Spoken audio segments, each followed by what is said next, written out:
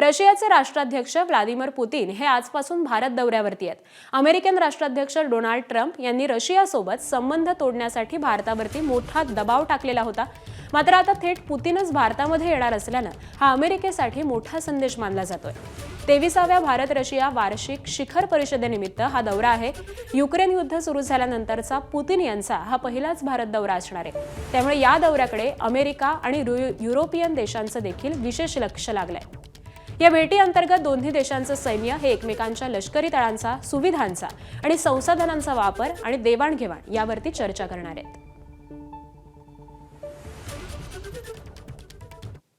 रशियाचे राष्ट्राध्यक्ष Vladimir Putin यांच्यासह रशियाचे संरक्षण मंत्री तसंच आणखी 7 कॅबिनेट मंत्री हे भारत दौऱ्यावरती येत आहेत। तसंच पुतिन यांच्या शिष्टमंडळामध्ये रशियाच्या शस्त्रास्त्र निर्यातीची जबाबदारी सांभाळणारी कंपनी रोबोबोरोन एक्सपोर्टचे अधिकारी आणि रशियन सेंट्रल बँकेचे गव्हर्नर हे देखील भारतामध्ये येणार आहेत। पुतिन यांच्या या दौऱ्यादरम्यान सरकार अंतर्गत 10 आणि 15 व्यावसायिक करारांवरती स्वाक्षरी होणार असल्याचं देखील सांगितलं जात आहे। एबीपी माझा, उघडा डोळे बघा नीट।